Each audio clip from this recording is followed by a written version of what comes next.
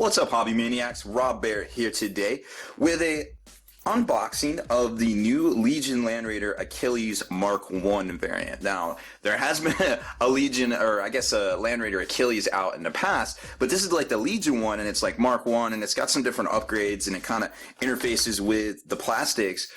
Very similar to the older kit, but it uses kind of like a sponson kind of thing instead of like the existing Land Raider Godhammer last cannon turret kind of sponson stack, for lack of a better term. So we're going to take a look at that real quick here. But before we get to that, please help keep our YouTube channel ad-free in 2016. Click on the Patreon link up there in the left-hand side and find out what that's all about. There's some free swag and other things you can pick up there. Make sure you stay in the trenches. Subscribe to this YouTube channel. Check out the blog, spikybitsblog.com, and head on over to thelongwar.net. That's the home of the battle reports for exclusive content, early access videos, and more. Become a veteran of the Long War today. So like I was saying, this is kind of like a, I guess kind of like a retro, like a prequel to the Land Raider Achilles. I'm not even sure if they offer the one that I'm talking about with, it's basically, it looks like almost like a larger version of the multi-meltas on the side. This one came out, I want to say it was 2014, it might have been 2013, I don't even know anymore. There's so much stuff, it's hard to keep track. But like I was saying, this one's a little different. It kind of uses the Mark 1 Land Raider side sponsons, and I'm not even sure if they make that one anymore, because you used to be able to take your Land Raider and convert it to kind of like this Mark 1 kind of look. But then what happened was they came out with Land Raider Proteus, and that was basically like supposed to be the Mark 1 Land Raider kind of style when they did the Mark 1 Rhinos. So everything kind of like got changed up, but these were existing already parts, like these sponsons here. Some of you veteran players might remember these from the early 2000s, where it was basically how they converted it over to the Mark 1 look of the, I guess it was more like epic scale. Like there was the Land Raiders in epic scale that had the full treads around the chassis, but then they had these really cool looking little kind of hatches in the back, but like blast cannons kind of pointed forward.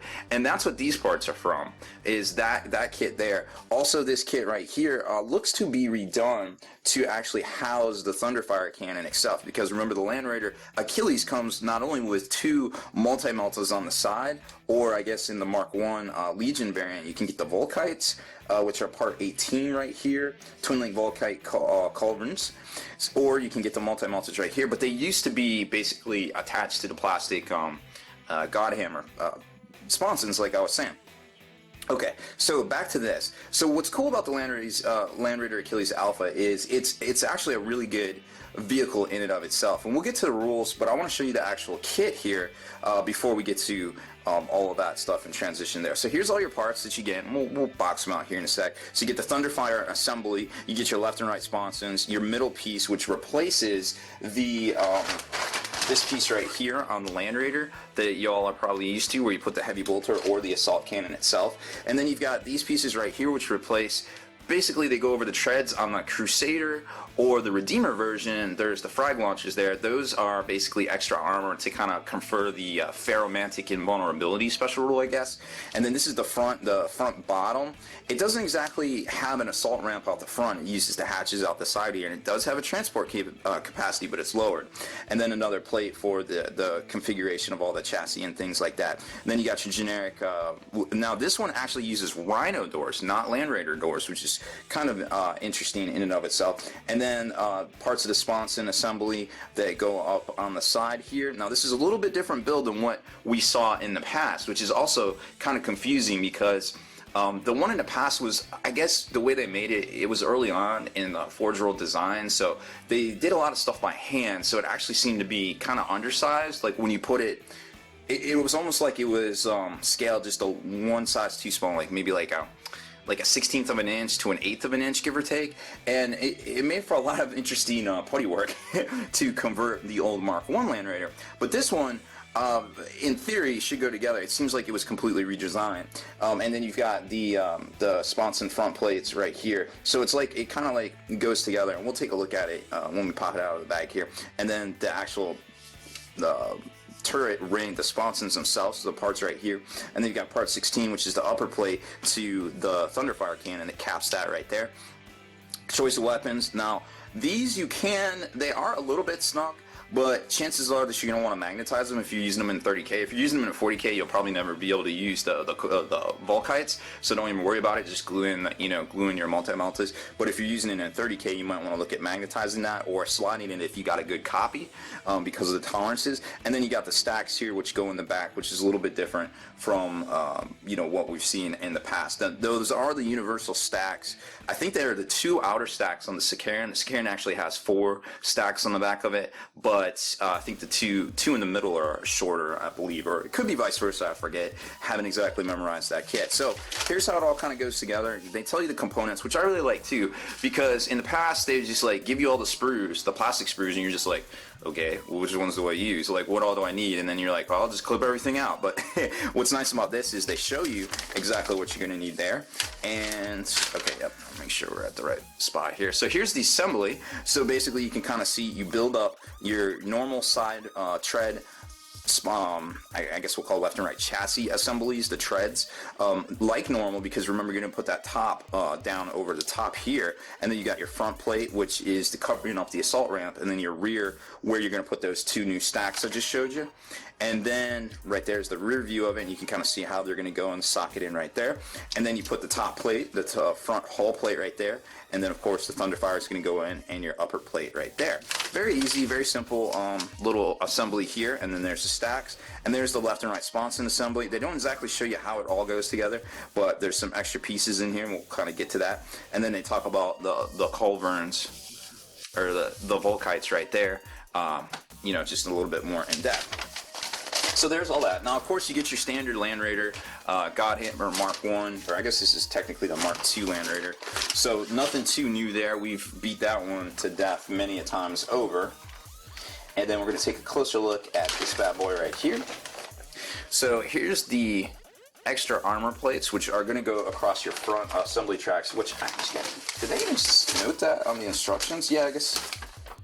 Yeah, right track armor right there. I just kind of skipped over it, but that's the placing of it right where the frag launchers go. And then here's your really nice, now this looks completely redesigned on the computer, just taking it out of the bag and taking a look at it, because I have seen this in the past, and this is brand new. You can definitely tell this is done with the computer right here. All these really nice, perfectly symmetrical, and basically it looks exactly symmetrical in there. So I'm gonna wager they did that on the computer, and this is a complete redesign from what we've seen in the past. And then you've got the front plate here, which basically, oh, sorry, I did it wrong. Well, anyways, you get the idea. It's locks in there like that, basically. So there's your 2 big parts to it. Now let's zoom out here, because there's quite a few parts, and I just want to make sure we place them all down just to kind of show you. Then you've got your back plate, and right here is where you're going to socket the stacks into, which are going to be right here and here. So there's your rear section, and then you've got your choice of weapons, which we already talked about. Now this is completely different from what we were used to seeing, which was basically like some of those oversized multi-meltas. Here's the Thunderfire cannon, and that sits right down into there. And then there's a top plate for it, which is also pretty cool looking, and you can tell look like they've done some work on the computer with this one as well. And this is going to snap in kind of like that once you get everything in there. Now, there isn't any variants at this time that you can exchange that out for, but then again, you don't exactly have to glue it down. I mean, you could kind of do some work on it. It looks like there's some room in there, you know what I'm saying? And then you get to, I want to show you, so you got the part of the sponsons right here. So much stuff in here, and then here's the turrets. Now let's take a look. Let's see if this socket's in here pretty good. It seems like the tolerance is really loose, so I'm going to feel like if you're going to want to switch these out, you're going to need to magnetize it. And it looks like there's room in there, there's depth for you to be able to do that. So you could probably just put in some light magnets right here. And what I would do is I would cut out a tin plate. You can check out our magnetizing tutorial on here, how we did the Storm Raven. I would just get a thin strip of tin right here and just glue it in flat, so you don't have to worry about drill bitting into here. And then you put your magnets in here because you have a lot more control. And then glue it in really nice, make sure it's flat, like use a flat tool to get in there while it's drying, and make sure you flatten it out while it's drying. But other than that, this should sock it in pretty well, and get you a nice tight tolerance if you're going to use it in 30K. If you're going to use it in 40K, don't even worry about it because you don't have to. And then here are the left and right side sponsons. There's actually, I'm looking at these right now, and you can definitely tell these were done on a computer as well. So nice big parts right here that are almost 100% symmetrical to each other. So I'm definitely wagering they did that on the computer. Now to make this assembly, you basically need to, so this is going to be the actual right piece. This is the right piece to the Land Raider, right? And then you take, what is it, this guy. Let's see if we can figure out which one it is. Nope, it's the other one. Okay, so there you get the idea. You kind of, nope. Dang it, where is it? It has to, there it is. Okay, so you kind of get the idea there. It's a little bit wonky looking from the camera angle because there I can kind of slot it in because you got the extra sprues. But basically it slots in like that, and then you put your piece right here into it, and there's little nubs right there, and that's why they do it separate on this version, which I think is actually pretty ingenious, you know, for them. And then you've got your support piece right here, and this in the old one, I'm actually not sure where this goes now. Right sponson, right lower sponson, sponson turrets don't glue. I think it goes in the front. Like, I think this plate goes in the front. Like, you put it in, like, right here. Okay, so I'm not exactly sure because I don't have the plastics out and to see how this sizes up. But it looks like this is how it goes. So it's going to be, this one is probably the interface with the right one, and it sockets in right there and kind of makes a little assembly. Yeah, it's the same length. So I'm going to say that's how that goes right there. So then basically it completes like it doesn't leave these parts kind of in the wind, you know, so to speak, but they're going to lock in to the front turrets or the front hatches like normal because they have those little nubs right there, but still this will give it some extra strength when it's stuck on the side there. So pardon all the random sprues and different parts there. I just don't want to bust this. This is actually not my model. This was another one that somebody was like, hey, you want to review this? And I was like, yes. I love reviewing things. And then it also comes with the old Mark 1 turret, which you can see right here, that goes in the back, basically right there. And then you get your rhino-sized hatches for the backs right here. So remember, if you get one of these and you want to buy hatches for it, do not buy the, Do not buy the Land Raider ones because they won't fit. Now, as far as rules go, this thing in 40K, I don't exactly know which Heresy book it's in. I'm sure it's in the standard Legion book, but I don't have that one handy. And I feel like more people would want to hear its 40K rules. I feel like that has a bigger following. So that being said, the Land Raider Achilles, if you pull it up in the Imperial Armor 2, the War Machines of the Adeptus Astartes, it's on page...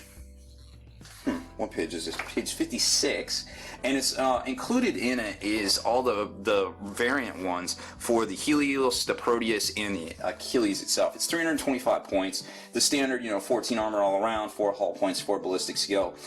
It does have the normal option, additional options it cannot take actually. So it can't take the 100 killer missile, the Dozier blade, the extra armor. It cannot take any pintle mounted weapons either. But it does come with some special rules. It has Land Raider Helios Assault Vehicle. So it does have the Assault Vehicle special rule out of these hatches here. But this is actually not an embarkation point in the front. It's just there for... Actually, they don't specify that. A Land Raider Achilles can transport 6 models. All types have an access point on each of the sides. The Land Raider Helios has a forward assault ramp. Okay, so it does not have the forward assault ramp. This is just a straight hull piece right here, like I was saying. And then, of course, it has the Ferromanic Invulnerability, which is a really cool rule that basically makes it not subject to the particular effects of Lance and Melta special rules against it. And it also reduces the damage rolls on the armor pen chart by -1. Other than destroyer type weaponry. So if it gets shot by anything, not just Melta or Lance, it's -1 to the armor pen chart. And of course it has a Thunderfire cannon, which has the 3 modes of fire, the Strength 6 AP5 Heavy 4 blast, or the Strength 5 AP6 heavy 4 blast, ignores cover, barrage, and these are all barrages. And then it's got the subterranean one, which is the same range. They're all 60-inch range, strength 4, AP 4, blast 3 inches, tremor, and then of course their barrage. So the tremor special rule is if a unit hit moves as if in difficult terrain on its next turn. If it's already in difficult terrain, it rolls 1 less dice than normal to determine distance move. Vehicles hit by the shell take a dangerous terrain if they move in the subsequent dangerous terrain test if they move in the subsequent turn. So while strength 4 probably isn't gonna do a lot to a vehicle if it just happens to glance it well, and you might get an immobilization result on it. You know, when it activates and tries to drive away. So that's it for this one, guys. I hope you enjoyed it. This is a really cool looking vehicle, and it's nice to see it kind of come together and get kind of like a new version of it, even though, you know, for a lot of people, they might not exactly want it because it's more geared towards the Legion Astartes. But if it's the only one currently offered, which I can't verify and I didn't check, I should have checked before the video, then, you know, most people will just buy this one as it is. So that being said, I hope you enjoyed it. Thanks for watching.